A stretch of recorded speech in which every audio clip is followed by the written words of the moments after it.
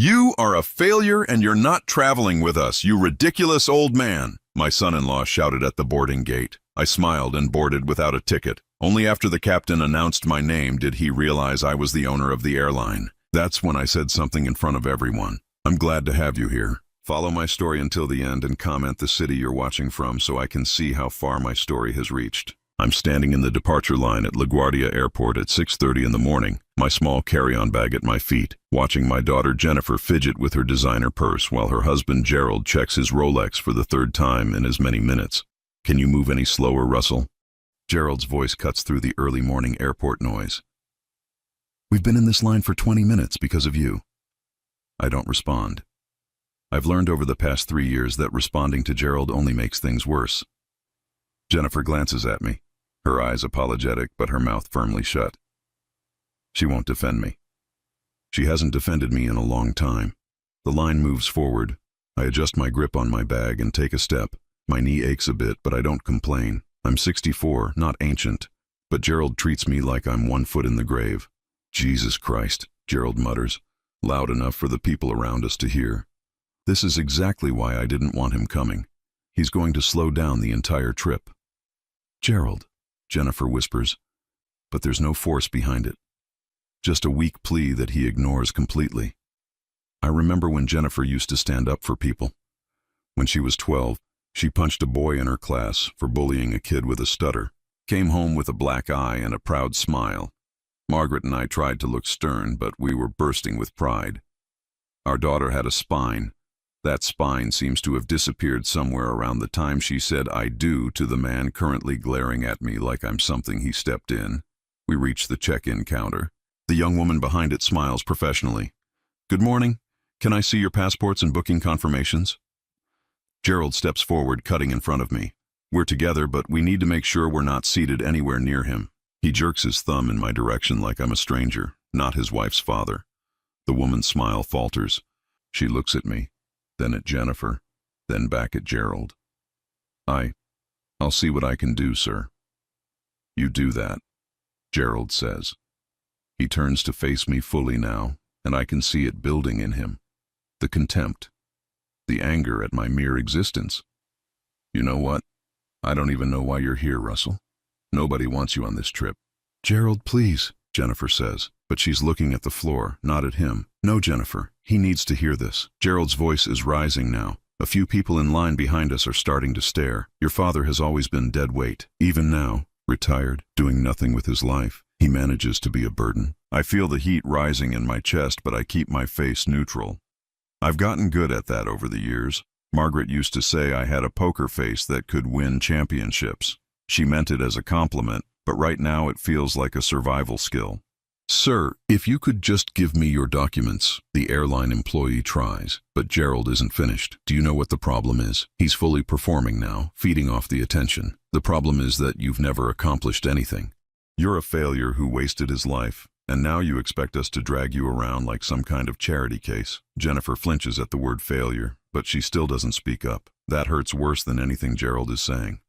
My daughter, my little girl who used to climb into my lap and ask me to tell her stories about brave princesses who saved themselves, is standing there silent while her husband tears me apart in public.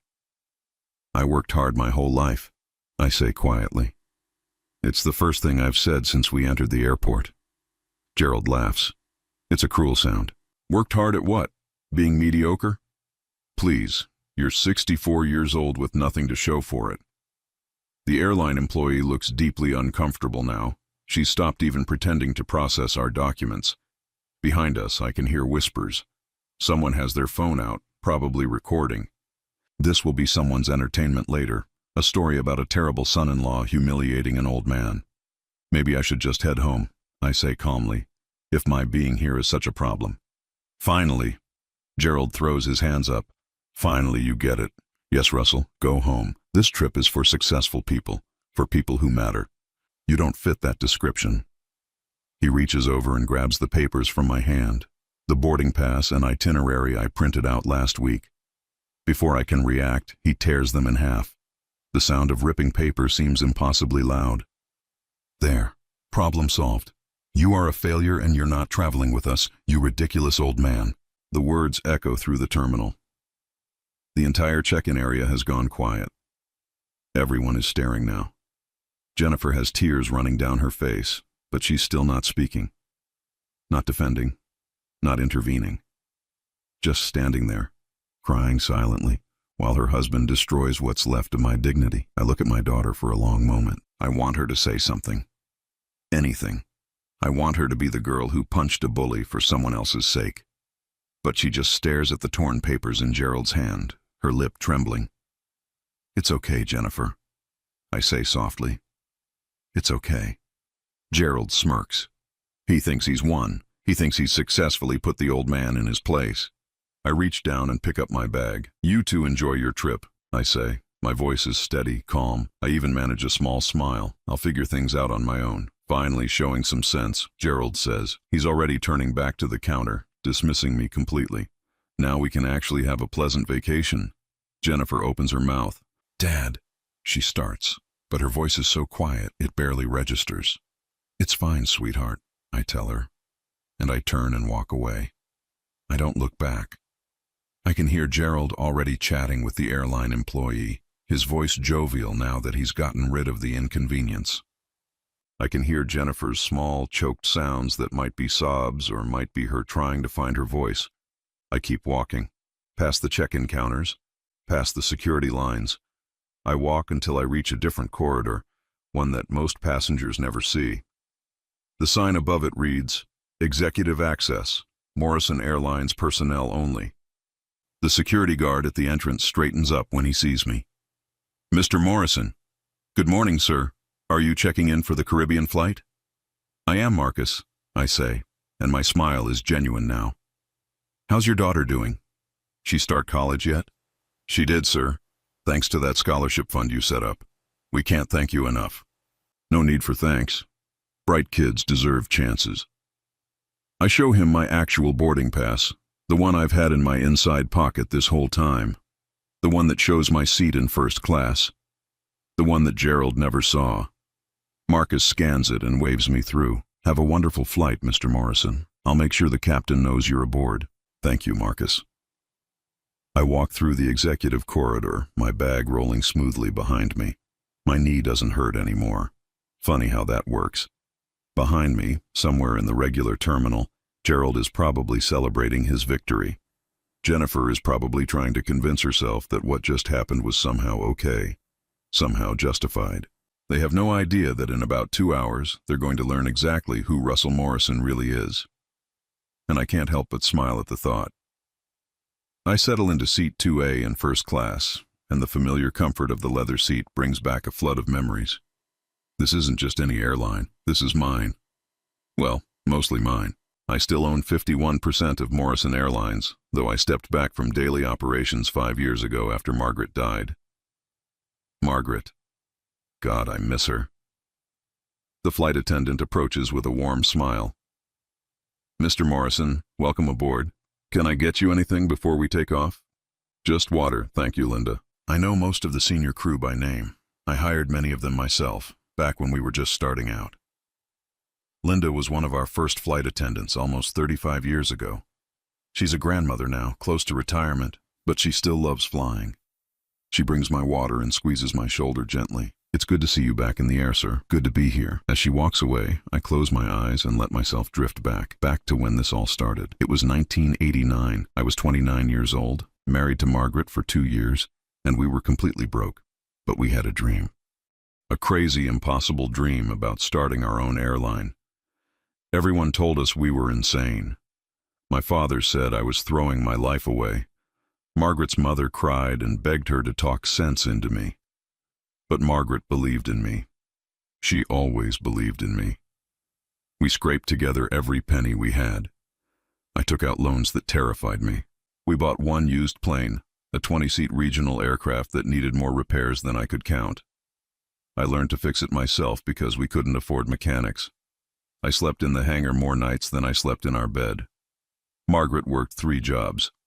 She did the books, handled customer service, and somehow still found time to paint the company logo on the side of that first plane. Her hands were covered in paint and her eyes were exhausted, but she was smiling, always smiling. "We're building something real, Russ," she'd say. "We're building our future." And then Jennifer came along. We hadn't planned on a baby so soon, not with the business barely staying afloat, but Margaret was thrilled. "Every dream needs a reason," she told me, hand on her growing belly. "This baby is ours." Jennifer was born in the middle of chaos. I remember changing diapers between conference calls with potential investors. I remember Margaret nursing our daughter while reviewing maintenance schedules. We had no money for babysitters, so Jennifer grew up in that hangar, surrounded by the smell of jet fuel and the sound of engines. She took her first steps on a runway. Her first word was plane, though it came out more like pain. The business grew slowly. We added a second plane, then a third. We focused on regional routes that bigger airlines ignored, small towns, communities that needed reliable transportation. We weren't flashy. We were practical, affordable, safe. I wasn't interested in luxury. I was interested in service. I paid my employees well, better than competitors.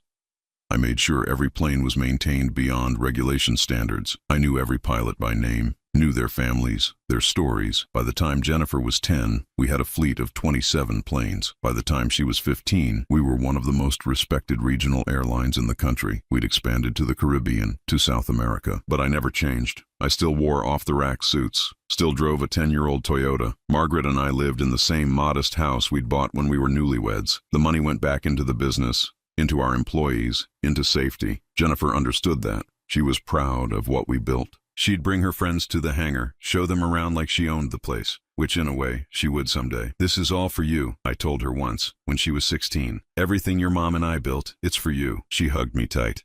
"I know, Dad, and I'm going to make you proud." She did make me proud. Straight A's in school. Scholarship to a good college. She was going to study business, help run the company. Margaret and I would lie in bed at night, making plans. Jennifer would take over operations. We'd finally travel, see the world beyond airports and runways. Then Margaret got sick. It was fast, too fast. Pancreatic cancer, 3 months from diagnosis to funeral. I watched the love of my life fade away, and there was nothing I could do. All the money in the world, all the success, meant nothing when I couldn't save her. Jennifer came home from college. She was 21, about to graduate, and suddenly she was helping me plan her mother's funeral. We cried together. We held each other. We promised we'd get through it together. For a while we did. Jennifer graduated. She moved back home. She started learning the business, just like we'd always planned. It was hard without Margaret, but we had each other. Then, 2 years ago, Jennifer met Gerald. I knew something was wrong from the start. The way he talked about money, about success, about making it big. The way he looked at our house and barely hid his disappointment that it wasn't a mansion. The way he talked about old ways of doing business when I mentioned prioritizing employee welfare. I tried to talk to Jennifer about it, gently, carefully. "Are you sure about this guy, sweetheart? He seems very focused on material things." She got defensive immediately. "Dad, you just don't understand him. He's ambitious. He has plans. But what are his plans? What does he actually do? He's in finance." That's all she would say. Vague, no details. I asked around, quietly. Gerald worked at a hedge fund, but his record was spotty. He'd been let go from 2 previous positions. He had debts, gambling debts, from what I could find out. I tried to tell Jennifer. That was my biggest mistake. "You're trying to control me," she shouted. "Just like you always do. You can't stand that I'm an adult making my own choices." "That's not true, Jennifer. I just want you to be careful. You want me to be alone. You can't handle that I found someone who isn't grieving all the time like you are." That cut deep. The implication that I was dragging her down with my grief, that I was using her to replace Margaret. Gerald was there, of course, for that conversation. He'd been staying over more and more. After Jennifer yelled at me, he put his arm around her shoulders and said, so gently, so concerned, "It's okay, babe. Your dad just doesn't want to lose you. It's natural. He's scared of being alone." Making me the problem. Making my concern about her welfare into something pathological. Jennifer started pulling away after that. She moved in with Gerald within a month. The wedding happened 6 months later. Fast. Too fast. I went to the wedding. I smiled. I gave a toast about how proud Margaret would be. I danced with my daughter, and I felt something die inside me, because I could see the future clearly. I could see Gerald slowly poisoning her against me, making me the villain in their story. And I was right. The calls became less frequent. The visits stopped. When I did see Jennifer, Gerald was always there, and she'd parrot his opinions. "You're too old-fashioned, Dad. You don't understand modern business. You're stuck in the past." A year ago, I stopped by their apartment unannounced. Just wanted to see my daughter. Gerald answered the door and didn't invite me in. Russell, you can't just show up like this. Jennifer's busy. I'm her father. I just want to see her. And you will. When we have time, we'll call you. They didn't call. 6 months ago, I tried one more time, invited them to dinner, expensive restaurant, Gerald's choice. I thought maybe if I met him on his terms, we could find some common ground. Gerald spent the entire meal talking about himself, his investments, his plans, his vision for the future. Jennifer just nodded along, barely eating. When the check came, Gerald didn't even reach for it, just assumed I'd pay, which I did. Then, as we were leaving, I heard him say to Jennifer, "See, your dad's not completely useless. At least he can foot the bill." Jennifer laughed. Not a real laugh, but a performance, agreeing with her husband at her father's expense. That's when I knew. I'd lost her, not to time or distance or the natural progression of life. I'd lost her to a man who saw her as a means to an end and saw me as an obstacle to remove. The seatbelt sign dings, pulling me back to the present. I open my eyes. Through the first-class cabin door, I can see economy boarding. Gerald and Jennifer will be boarding soon. Linda stops by again. "Mr. Morrison, the captain wanted me to tell you that we're about to make a special announcement once everyone is seated. Company tradition when you're on board." I nod. "Thank you, Linda." She hesitates. "Sir, if you don't mind me saying, you seem sad today. Is everything all right?" I manage a smile. "Just old memories, Linda. They have a way of sneaking up on you." She pats my hand and moves on to attend to other passengers. I look out the window at the tarmac, at the planes with Morrison Airlines painted on their sides. Planes I fought for, bled for, built from nothing. In a few minutes, Gerald is going to learn that the ridiculous old failure he humiliated in the terminal is the man who owns the very seat he's sitting in. The man who signs the paychecks of every person on this plane. The man who built an empire while Gerald was still learning to spell. But that's not what matters. What matters is that Jennifer is going to realize she's spent 3 years believing lies about her own father. 3 years of choosing a man who made her choose between him and me. I don't know if she'll forgive herself. I don't know if we can fix what's been broken. But she's going to know the truth. Finally, she's going to know. I watch through the gap in the first-class curtain as passengers file down the aisle. Economy is filling up. I see families with excited children heading to vacation, business travelers already pulling out laptops, couples holding hands, and then I see them. Gerald walks ahead of Jennifer, not waiting for her, not helping with her carry-on. He's on his phone, laughing at something, completely at ease. He's already forgotten about me. Already dismissed the old man he humiliated an hour ago. Jennifer follows behind him, her face drawn and tired. Even from here, I can see the tension in her shoulders.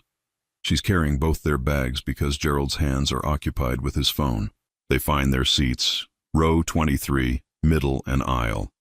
Gerald takes the aisle seat without asking, leaving Jennifer to squeeze into the middle between him and a stranger by the window. She doesn't protest. She never protests. Linda appears beside me. "Everyone's almost boarded, Mr. Morrison. Captain Rodriguez asked if you'd like to visit the cockpit before takeoff, maybe after we're in the air," I say quietly. "I'd like to stay here for now." She nods, understanding in her eyes. Linda's been with the company long enough to know that when I'm quiet like this, something important is happening. The final passengers board. The flight attendants begin their safety demonstration. I can see Gerald isn't paying attention, still scrolling through his phone. Jennifer stares straight ahead, her hands folded in her lap. Then Captain Rodriguez's voice comes over the intercom. "Good morning, ladies and gentlemen. Welcome aboard Morrison Airlines Flight 347 with service to Grand Cayman. Flight time today will be approximately 3 hours and 42 minutes.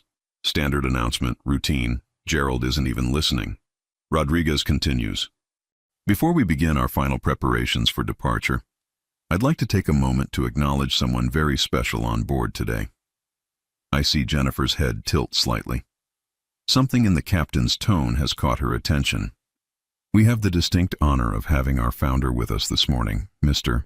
Russell Morrison is flying with us today, and I want to personally thank him for his vision and dedication. 35 years ago, Mr. Morrison started this airline with one used aircraft and a dream. He believed that every person deserved reliable, safe, and affordable air travel. Gerald's phone drops into his lap. I see his back go rigid. Mr. Morrison built this company with his own hands. He worked as mechanic, pilot, customer service representative, and CEO all at once. He slept in hangars. He put every dollar back into safety and his employees. Today, Morrison Airlines operates 143 aircraft and employs over 4,000 people, and every single one of us knows we're part of something special because of the foundation he built. Jennifer's hand goes to her mouth. I see her shoulders start to shake. Mr. Morrison, thank you for flying with us today. It's always an honor to have you aboard. Ladies and gentlemen, if you'd like to acknowledge the man who made this journey possible, he's in seat 2A. The cabin erupts in applause.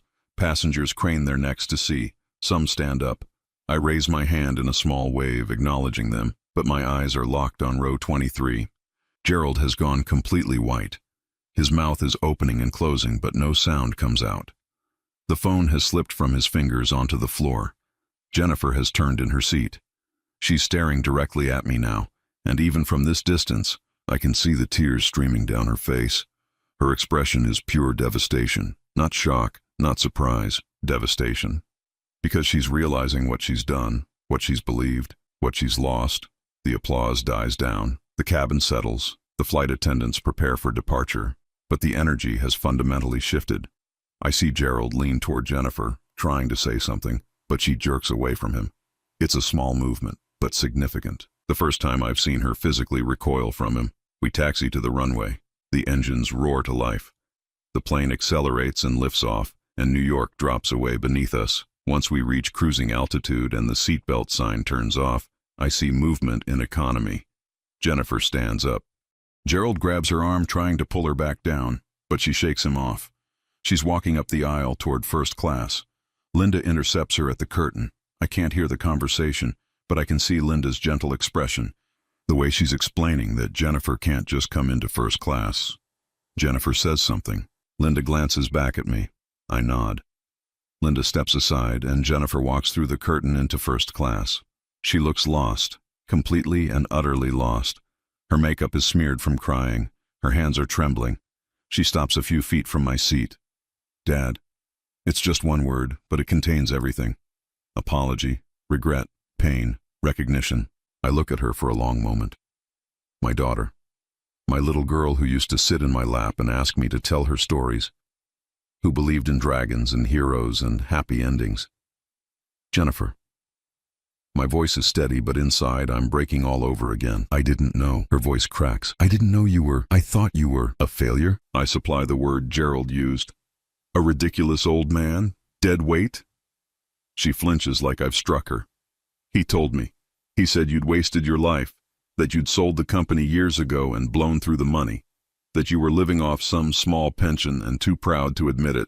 I let that sink in. And you believed him. She starts to defend herself, then stops, because there's no defense. Yes, I believed him. Why? The question isn't angry. It's genuinely curious. Why would you believe a man you've known for 3 years over your own father? Jennifer's face crumples. Because it was easier. Because if you were a failure, if you were difficult and controlling like he said, then I didn't have to feel guilty about leaving you alone, about not calling, about forgetting your birthday last year. There it is, the truth, raw and painful. You forgot my birthday, I say softly. It's not a question. I knew she'd forgotten. I spent that day alone in the house I shared with Margaret, looking at old photos, waiting for a call that never came. I'm so sorry. Jennifer is sobbing now, barely able to get the words out. Daddy, I'm so sorry. I'm so sorry. She hasn't called me Daddy in years, not since before Margaret died. The word hits me harder than I expected, but I don't comfort her. Not yet, because she needs to understand the full weight of what happened. Do you know what the worst part was? I ask. My voice is quiet, but it carries. It wasn't the insults. It wasn't being called a failure in front of strangers. It was watching you stand there and say nothing, watching you choose his comfort over my dignity. Jennifer's knees buckle slightly. She grabs the back of a seat to steady herself. I know, and I hate myself for it. I stood there like a coward and let him destroy you, and I did nothing. You did worse than nothing, I correct gently. You validated him with your silence. You told him, and you told me, that he was right, that I didn't matter enough to defend. That's not true! She's almost shouting now. You matter! You've always mattered. Then where have you been, Jennifer? I'm not shouting. I'm not even raising my voice, but the question cuts deep. Where have you been for 3 years? Not returning calls, canceling plans, making excuses. Where have you been while I ate dinner alone every night in a house that's too big and too quiet since your mother died? She has no answer. There is no answer that makes it okay. I was drowning, she finally whispers. After Mom died, I was drowning and Gerald threw me a rope. He made me feel like I could breathe again. He made me feel like I wasn't broken. So you let him convince you that I was the one who was broken instead. Jennifer nods miserably. Yes. We sit in that truth for a moment. The plane hums around us. Other first-class passengers are pointedly not looking at us, giving us privacy in this very public space. Did you ever ask yourself why I never told you about the company? I ask. Why I never mentioned still being involved? Jennifer shakes her head. Because you stopped asking about my life. 2 years ago, you stopped asking me how I was, what I was doing, if I needed anything. Every conversation became about you and Gerald, your plans, your problems, your life. And I let it happen because I thought you needed space to build your own life. I thought I was being a good father by not imposing. You were being a good father, Jennifer insists. You've always been a good father. Then why wasn't that enough? The question comes out more raw than I intended. Why did you need him to tell you who I was? Why did his opinion matter more than 34 years of me showing you? Jennifer opens her mouth, closes it, opens it again. Finally, she says the truest thing she said this whole conversation. I don't know. God help me, Dad. I don't know. I lean back in my seat, suddenly exhausted. Your mother used to say that the people we love most are the ones who can hurt us deepest. She was right. But she also said they're the only ones who can heal us. I don't know if that's true anymore. Please, Jennifer begs, please tell me we can fix this. Tell me I haven't destroyed everything. I look at my daughter. Really look at her. She's 31 years old, but right now she looks about 12, scared and small and desperately wanting her father to make everything okay. But I can't. Not yet. Maybe not ever. I don't know if we can fix this, Jennifer. I say honestly. I don't know if there's enough trust left to build on. But I do know this. You need to figure out who you are without Gerald telling you. And you need to decide if the person you've become is someone you can live with. Jennifer stands there swaying slightly with the movement of the plane, tears running down her face. What do I do now? That's not my decision to make. I turn to look out the window at the clouds below. You're an adult. You make your own choices. You've made that abundantly clear. She waits for more, but I have nothing else to give right now. After a long moment, she turns and walks back toward economy, back toward Gerald, who's undoubtedly waiting with explanations and excuses. Linda appears at my side once Jennifer is gone. Are you okay, Mr. Morrison? No, I say honestly, but I will be. She squeezes my shoulder and moves on. I close my eyes and try not to think about the look on Jennifer's face. Try not to think about the fact that my daughter spent 3 years believing I was worthless. Try not to think about all the damage that's been done. But I can't stop thinking about what comes next. Because Gerald knows now. Gerald knows he's been caught, and desperate men do desperate things.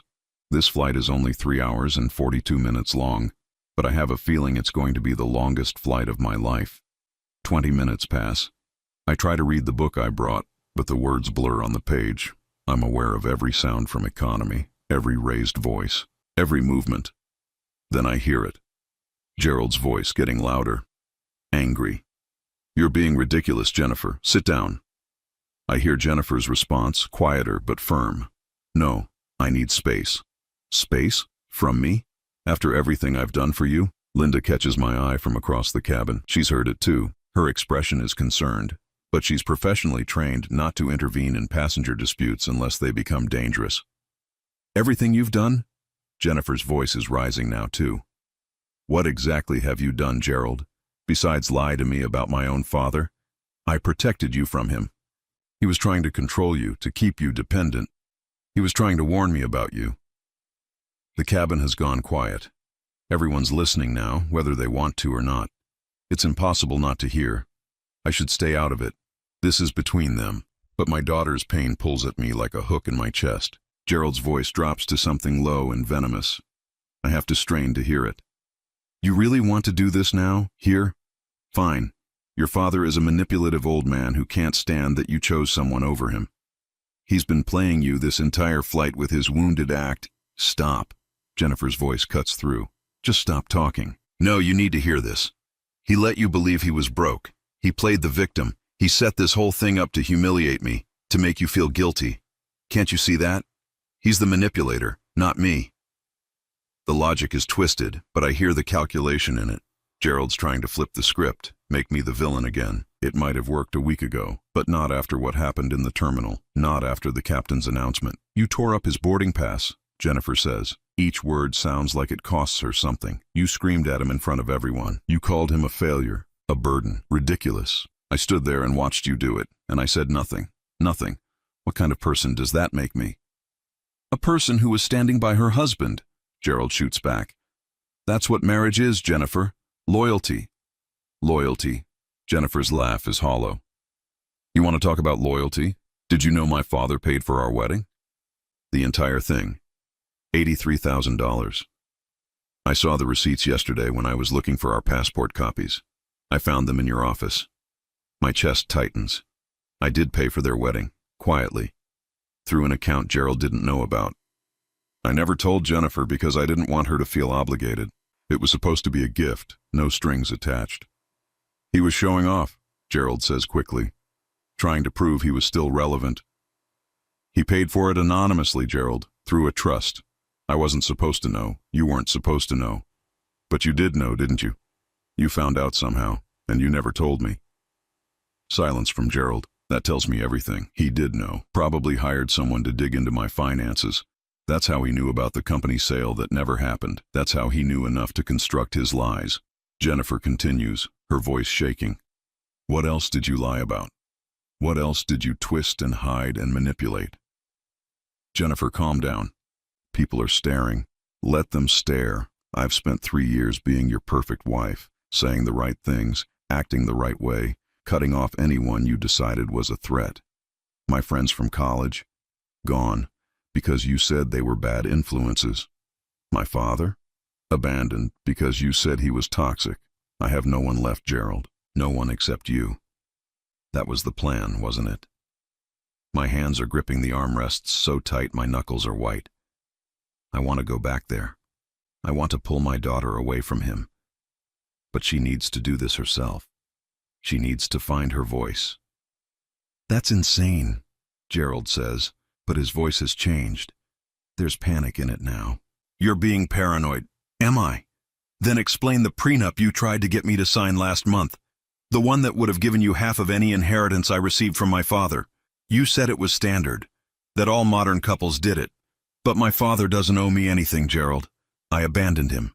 I chose you over him repeatedly. So why would you need protection from an inheritance that should never exist? I didn't know about the prenup. The knowledge hits me like a physical blow.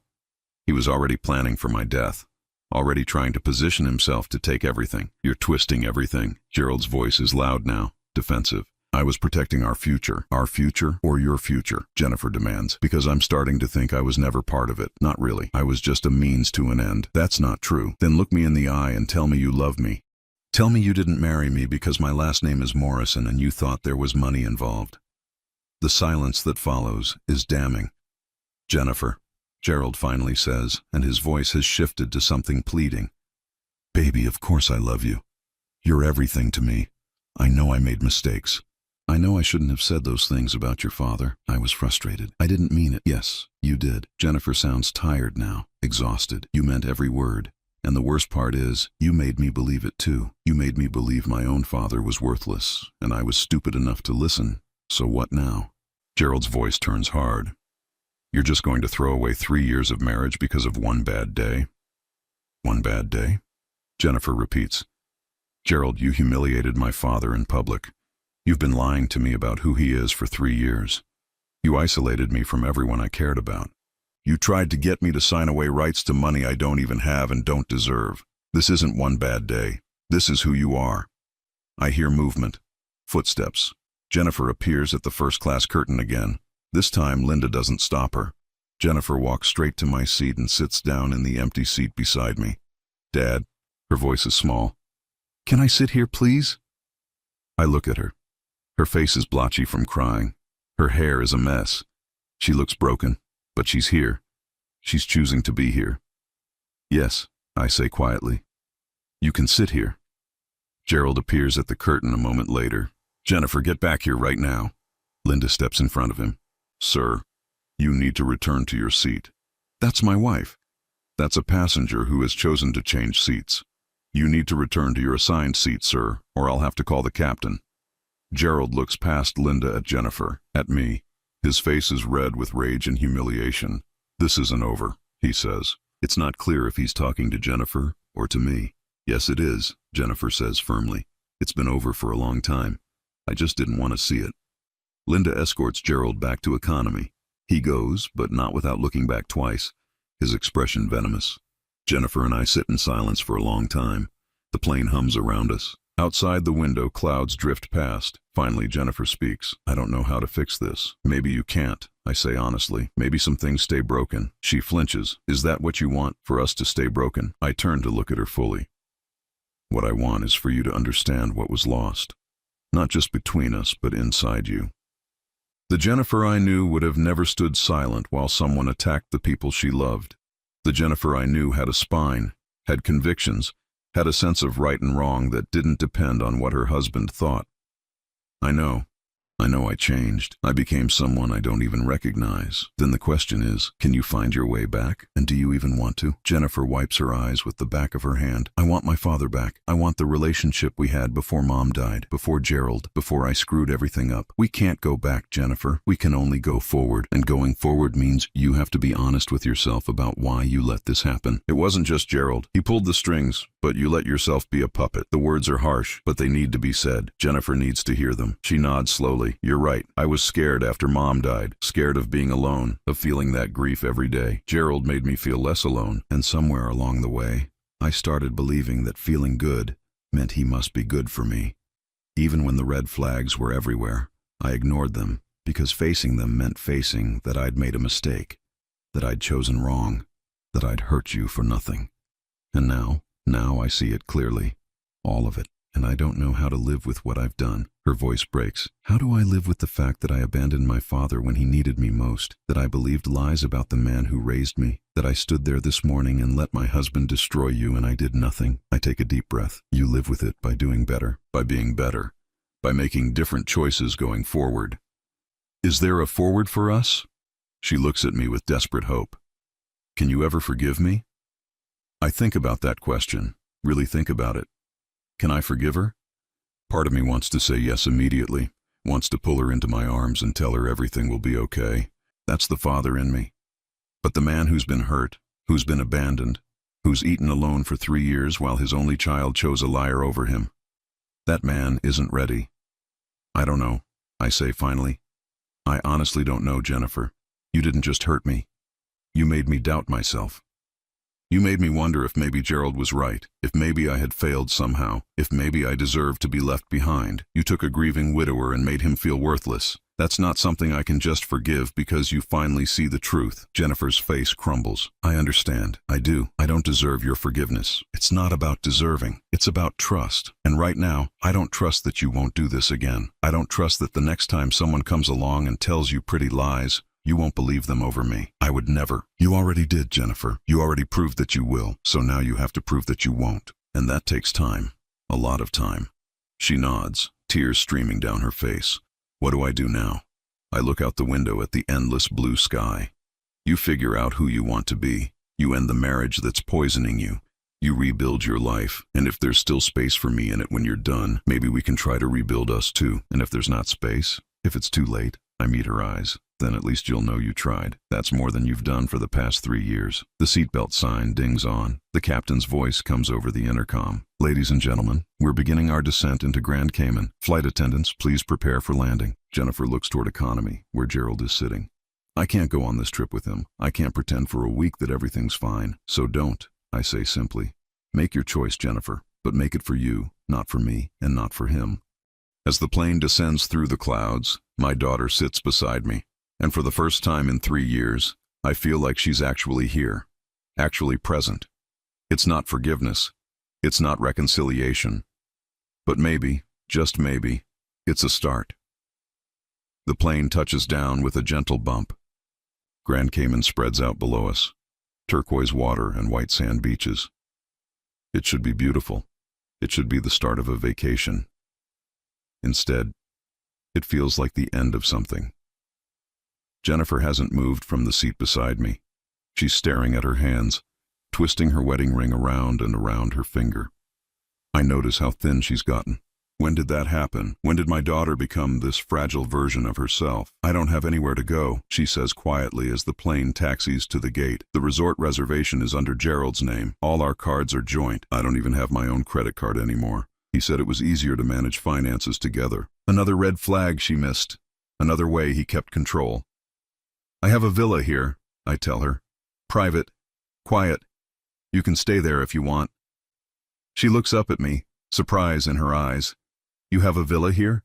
Your mother and I bought it 20 years ago. We always planned to retire here eventually, spend our winters in the warmth. I look out at the island. After she died, I couldn't bring myself to sell it. I come down a few times a year, just to feel close to her. Jennifer's face crumples. I didn't know anything about your life anymore. No, I agree. You didn't. The plane comes to a complete stop. Around us, passengers begin gathering their belongings, eager to start their vacations. Jennifer and I remain seated. The offer stands, I say. The villa has 3 bedrooms. You can have your own space. Time to think. Time to figure out what comes next. And you? She asks. Where will you be? I'll be there too. But Jennifer, understand something. This isn't me swooping in to fix everything. This isn't me making it all better. You're going to have to sit with what you've done. You're going to have to feel it. And I'm not going to comfort you through that. I'm not your therapist or your priest. I'm your father, and right now I'm a father who's been deeply hurt by his daughter. She nods slowly. I understand, and thank you for the offer, for not just leaving me here to figure it out alone. I'm not doing it for you, I say, and I need her to understand this. I'm doing it because your mother would never forgive me if I left you stranded, no matter what you've done. This is for her, not you. The words are harsh, but they're true. Jennifer needs to understand that my kindness right now isn't forgiveness. It's just decency. We wait until most of the passengers have deplaned. Then Jennifer stands, takes a deep breath, and walks back toward economy to get her luggage. I follow at a distance. Gerald is waiting in the aisle, his face a storm of emotions, anger, humiliation, calculation. When he sees Jennifer, his expression shifts to something softer, more manipulative. Jennifer, baby, we need to talk about this. Really talk. Not here, not with everyone watching. Let's go to the resort, have a drink, calm down. I'm not going to the resort, Jennifer says. Her voice is steadier than I expected. I'm not going anywhere with you. Gerald's eyes flick to me, standing a few feet behind her. His jaw tightens. This is his doing. He's poisoning you against me. No, Gerald, you did that yourself, years ago. I just couldn't see it. Jennifer, please, I love you. We can work through this. Do you? She asks. Do you really love me? Or do you love what you thought I could give you? Gerald's face darkens. The mask is slipping again. I've given you 3 years of my life. I've supported you, been patient with your grief, dealt with your moods. My moods? Jennifer's laugh is sharp. You mean my depression? The depression you told me was all in my head? The therapy you said I didn't need because I should just think positive. I didn't know Jennifer had been depressed. The knowledge hits me hard. My daughter was suffering, and I wasn't there. But then, she didn't let me be there. She chose to suffer alone rather than reach out to her father. You're twisting everything, Gerald says. His voice is rising. Other passengers still gathering luggage are starting to stare. I've been nothing but good to you. You've been nothing but good to yourself, Jennifer corrects. I was just convenient, a means to an end, and the end was my father's money. Gerald's expression turns ugly. You know what? Fine. You want to throw away our marriage over one mistake? Over some words I said when I was stressed? Fine. But you're going to regret this, Jennifer. You're going to realize what you had and what you lost, and I'm not going to take you back. I'm counting on it, Jennifer says quietly. She reaches up to the overhead bin and pulls down her bag. Gerald doesn't help. He just stands there, seething. We're done, Gerald. When we get back to New York, I want you out of the apartment. I'll have a lawyer contact you about the divorce. The apartment is in my name too, Gerald snaps. Actually, it's in my name, Jennifer corrects. I bought it before we got married, remember? You moved in. You're not on the deed. You're not on anything. My father made sure of that when we bought it. Gerald's eyes snap to me. I say nothing. I don't need to. Jennifer's right. When she bought that apartment 5 years ago, before Gerald, I'd made sure everything was solely in her name. I didn't know then that I'd be protecting her from her future husband, but I'm grateful now that I did. You manipulative, Gerald starts toward me, but a flight attendant steps between us. Sir, I'm going to need you to step back. Gerald looks around, realizes that several crew members are watching him closely, realizes that he's on my airline surrounded by my employees, and the fight goes out of him. He grabs his bag from the overhead bin roughly, shouldering past Jennifer. Before he leaves, he turns back. You're making a mistake, both of you. You deserve each other. Two manipulative, cold-hearted people playing victim. Then he's gone, storming down the jetway. Jennifer stands there, shaking. I move closer but don't touch her. She needs to stand on her own right now. Did I really just do that? She asks, her voice small. Did I just end my marriage in the middle of an airplane? You ended a lie, I say. The marriage ended a long time ago. You just made it official. She looks at me, and I see the girl she used to be flicker across her face. The strong one. The brave one. I'm scared. Good. You should be. Being scared means you understand the magnitude of what just happened. We make our way off the plane. The airport is bright and warm, filled with tourists in vacation clothes. Everyone looks happy, carefree. We must look like ghosts among them. My driver, Marcus, is waiting outside customs. He's worked for me for 15 years every time I come to the island. Mr. Morrison, he greets me with a warm smile, then notices Jennifer. And Miss Jennifer, it's been so long. You were just a teenager last time I saw you. Jennifer manages a weak smile. Hi, Marcus, it's been a while. If Marcus notices the tension, the evidence of tears, he doesn't mention it. He just loads our bags into the car and drives us toward the villa. The drive takes 35 minutes. Jennifer stares out the window at the passing scenery. The beaches, the resorts, the life happening all around us. Do you remember coming here? I ask her. You were 15. It was right after we closed on the villa. Your mother was so excited. Jennifer nods slowly. I remember. Mom wanted to paint every sunset. She said the colors here were different than anywhere else. She filled 3 sketchbooks that trip. I can see Margaret on the veranda, brush in hand, completely absorbed in capturing the light. She said this place was magic. I haven't thought about that trip in years, Jennifer admits. I haven't let myself think about Mom much at all. It hurt too much. So you let Gerald convince you to forget. She's quiet for a moment. He didn't have to convince me. I wanted to forget, wanted to not feel, and he was offering numbness. I took it. The villa comes into view. It sits on a private stretch of beach. White walls and blue shutters, surrounded by palm trees and bougainvillea. Margaret's dream house. Marcus helps us with the bags, then discreetly leaves. Jennifer and I stand in the foyer, the house quiet around us. Your mother decorated this place, I tell her. Every piece of furniture, every painting, every color. This was her vision of peace. Jennifer looks around, and I can see the memories hitting her. Her mother's taste, her mother's love, her mother's absence. I don't know what to do now, she whispers. I don't know how to be alone, how to be myself. I've been Gerald's wife for so long, I forgot how to be Jennifer. Then that's what you figure out, I say, starting now. I show her to the guest room, the one that overlooks the ocean. Margaret always said this room had the best light in the morning. Get some rest, I tell her. Tomorrow we'll deal with practicalities. Lawyers, logistics, all of it. But tonight, just rest. Jennifer nods. She looks exhausted, emotionally wrung out. She starts to say something, then stops. Finally, she just says, "Thank you, Dad." I close the door and leave her alone. In the kitchen, I pour myself a glass of Margaret's favorite wine. I've kept the villa stocked with it, even though she's been gone for 5 years. It's a habit I can't break. I take the glass out to the veranda and sit in Margaret's chair. The sunset is starting, painting the sky in shades of orange and pink and purple. The colors she loved. I don't know what I'm doing, Maggie, I say to the empty air. Our daughter broke my heart and I don't know if I can fix it. I don't know if I want to fix it. I don't know if it's even possible. The waves crash against the shore. A breeze rustles through the palms. Margaret doesn't answer, of course. She never will again. but I can almost hear what she would say. She'd tell me that love isn't about keeping score, that forgiveness isn't about forgetting, that family is messy and complicated and sometimes it breaks, but that doesn't mean it's not worth fighting for. I miss you, I whisper. I miss you so much. Inside the villa, I hear a door open, footsteps. Jennifer appears on the veranda, wrapped in one of the robes from the closet. She doesn't say anything.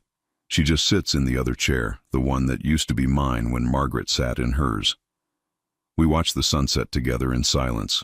Not comfortable silence, not forgiven silence, just silence. But maybe for now, that's enough. 18 months later, I'm standing in the hangar where it all started. The smell of jet fuel and oil brings back memories so vivid I can almost see Margaret standing by the workbench, calculator in hand, figuring out how to make our impossible dream work. Jennifer is here too, not beside me but across the hangar, talking to one of our newer mechanics about an engine retrofit. She's wearing coveralls, her hair is pulled back, she looks focused, real. She doesn't work for me. That was one of her conditions when she asked if she could learn the business. I need to earn this, she'd said. Not have it given to me because I'm your daughter. Not anymore. So she started at the bottom. Literally, cleaning planes, checking inventory, learning every single job in this company the way I did 40 years ago. She's been doing it for a year now. No special treatment, no shortcuts. It hasn't been easy. Not the work, and not us. Those first months after Grand Cayman were brutal. Jennifer stayed at the villa for 2 weeks, mostly in her room. I gave her space. When she finally emerged, really emerged, she was different, quieter, more thoughtful, but also stronger somehow. The divorce took 6 months. Gerald fought it every step of the way. Tried to claim he deserved half of everything. Tried to drag it out in hopes Jennifer would cave. She didn't. She stood firm, even when he tried the old manipulations, even when he sent her late-night messages about how much he missed her. I stayed out of it. That was her battle to fight. I just made sure she had a good lawyer. When it was finally done, she didn't celebrate. She just came to my house, sat at the kitchen table and said, I need to figure out who I am now. So figure it out, I'd told her. And she did. Therapy, 3 times a week. Reconnecting with old friends she'd lost touch with. Taking time to be alone without running from it. And eventually, asking if she could learn about Morrison Airlines. Really learn, from the ground up. The mechanic Jennifer's talking to laughs at something she said. She's good with people. Always has been. That came from Margaret.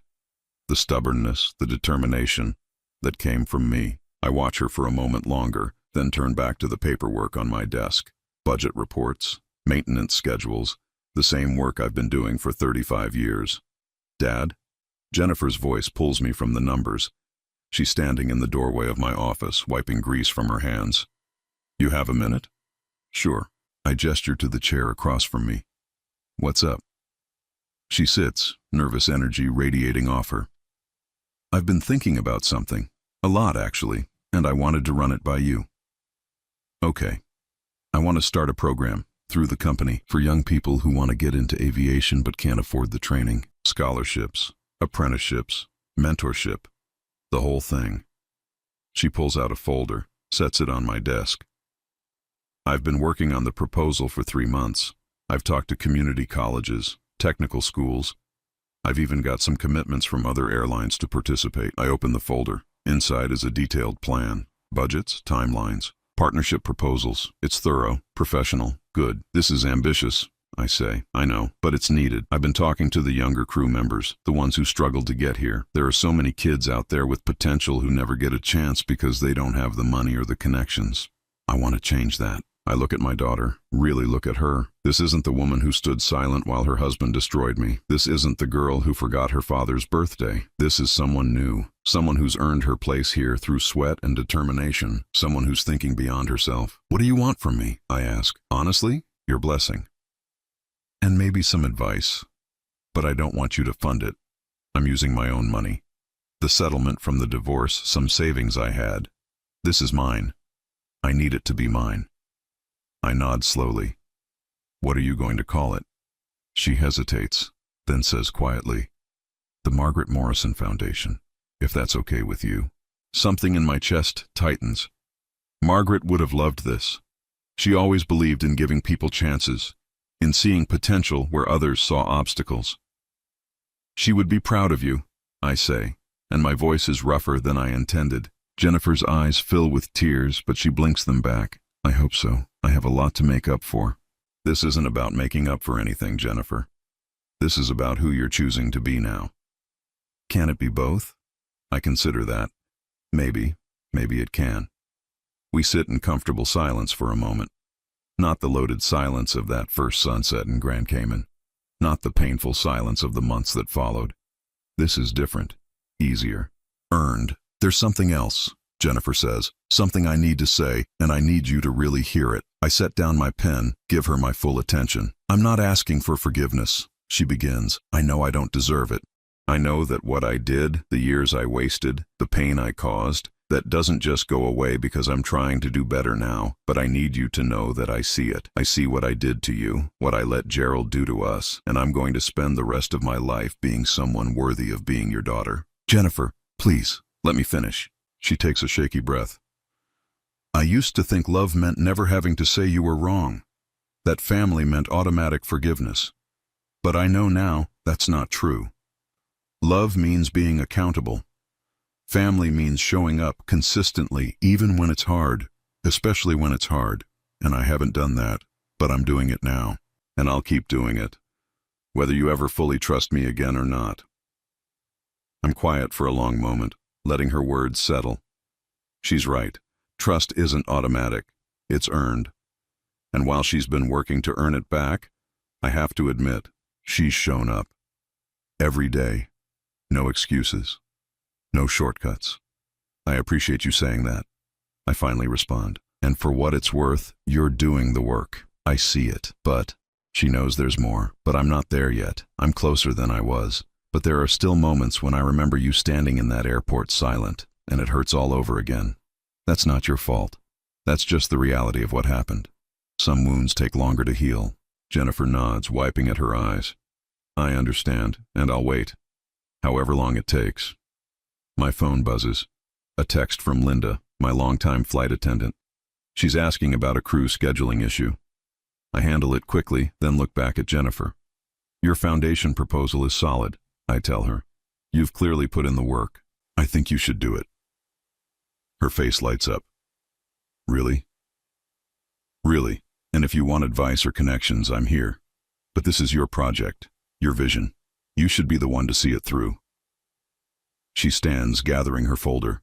Thank you, Dad, for looking at it, for giving me a chance to prove myself here. You're proving yourself to you, Jennifer, not to me. That's the difference now. She pauses at the door, looking back at me. I love you. I don't say it enough, but I do. I love you so much, and I'm so sorry for all the time we lost. I love you too, I say, and I mean it. Even through the pain, even through the broken trust, that never changed. And we're not losing any more time. We're building something new. She smiles, real and genuine, then heads back to work. I turn back to my desk, but I can't focus on the numbers. I keep thinking about Margaret, about what she'd say if she could see Jennifer now, see us now. Margaret always believed that people could change, could grow, could become better versions of themselves. I was more skeptical. I believed people were who they were, and all you could do was accept it or walk away. But watching Jennifer these past 18 months, seeing her put in the work, seeing her become someone who takes responsibility and shows up and fights for what matters, I'm starting to think Margaret was right. People can change, but only if they want to. Only if they're willing to do the hard, uncomfortable work of facing who they've been and deciding to be different. Jennifer's doing that work every day, and while I'm not ready to say everything is healed, everything is forgiven, I can say this: I'm proud of her. For the first time in years, I'm proud of my daughter. That evening, Jennifer stops by my house. It's become a routine over the past few months. Dinner together once a week. Sometimes we talk, sometimes we don't. It's still a work in progress. Tonight, she brings takeout from the Thai place Margaret used to love. We eat on the back porch, watching the sun set over the yard where Jennifer used to play as a child. I got an email from Gerald today, she says casually, between bites of pad thai. My fork pauses halfway to my mouth. Oh? He wanted to meet up, talk about closure or some nonsense. I deleted it. Good. I'm not angry at him anymore, she continues. I was for a long time, furious, but now I just feel nothing. He was a lesson I needed to learn, I guess. A painful one, but necessary. What lesson was that? She thinks about it, that I can't hide from pain by pretending it doesn't exist. That the people who really love you won't ask you to choose between them and yourself. That I'm stronger than I thought I was. You are stronger, I agree. Much stronger than you used to be. We finish eating in comfortable silence. Jennifer helps me clean up, then makes tea the way Margaret used to, strong and sweet. We take our mugs back to the porch. The sky is deep purple now, stars beginning to appear. Dad? Jennifer's voice is soft. Can I ask you something? Sure. Do you think you'll ever fully forgive me? Or is this as close as we get? I don't answer right away. I owe her honesty, even if it's hard to hear. I don't know, I finally say. I think about it a lot. Some days I feel like we're almost back to something good. Other days the hurt feels fresh. But here's what I do know. I'm not giving up on us. I'm not walking away. I'm here, showing up, same as you. And maybe that's what matters most. Jennifer nods, tears sliding down her cheeks. That's enough. That's more than enough. We sit together as the last light fades from the sky. It's not a perfect ending. We're not completely healed. The scars remain, probably always will, but we're here, together, fighting for something worth saving. And in the quiet of this moment, with my daughter beside me and the memory of Margaret in every corner of this house, I feel something I haven't felt in years. Peace. Not the kind that comes from forgetting or pretending. The kind that comes from surviving something terrible and choosing, actively choosing, to build something better in its place. It's earned peace. Hard-won peace. The only kind that lasts.